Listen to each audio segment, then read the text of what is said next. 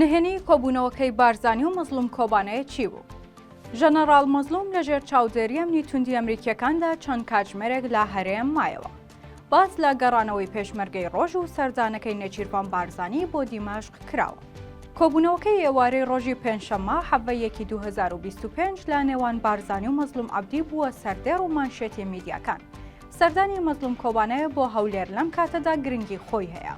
ڕۆژاوای کوردستان لە بەردەم هێرشی گروپە چەکدارەکانی نزیک تورکیایە، بەڵام چەند ڕۆژێکە بە کاتی هێرش و شەڕ ڕاگیراوە، بەڵام تورکیا خۆی ناوبەناو بردومانی ڕۆژئاوا دەکات.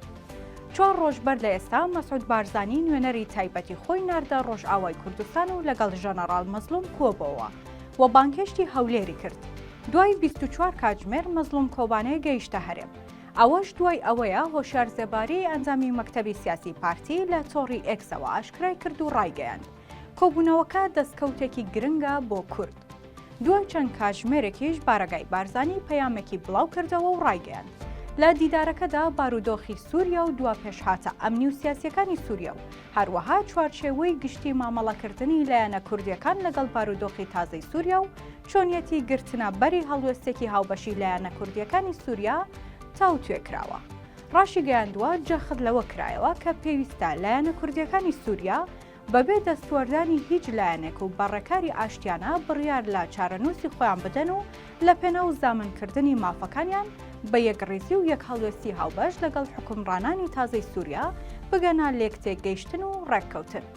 بەپێی وتەی سەرچاوەیەکی ئاگادار بۆ تیوار بارزانی داوای کردووە حیزبەکانی ڕۆژئاوا ڕێگەی هەموو جۆرە چالاکیەکی سیاسیان پێ بدرێت و پێشمەرگەی ڕۆژ بگەڕێنەوە ناوچەکانی خۆیان. بەپێی زانیاریەکان هەواڵی کۆبوونەوەکە دوای گەڕانەوەی مەزلوم کۆبانێ بۆ ڕۆژئاوا بڵاوکرایەوە، ئەویش لەبەرباری ئەمنی و مەترسی هێرشی تورکیا. سەردانەکەشی لە ڕێگەی هێلیکۆپتەر و فڕۆکەی سەربازی هاوپەیمانانەوە بوو بۆ هەرێم.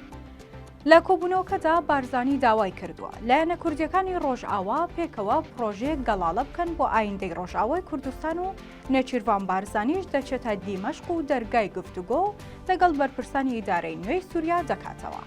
لە ئاستی تورکیاشەوە هەوڵ دەدەن دۆخەکە هێور بکرێتەوە تا کوردی ڕۆژئاوای کوردستان جارێکی دیکە تووشی ئاوارەبوون نەبنەوە. سەرچاوەیەکیش بە تیواری ڕاگەیاند کە لە دوای کۆبوونەوەکە چاوەڕێت دەکرێت هەرێم و ڕۆژئاوا ئاسانکاری بکەن لە خاڵی سنووری سێمێلکاوە و ئاستەنگەکانی بەردەم هاتوچۆ نەهێڵن.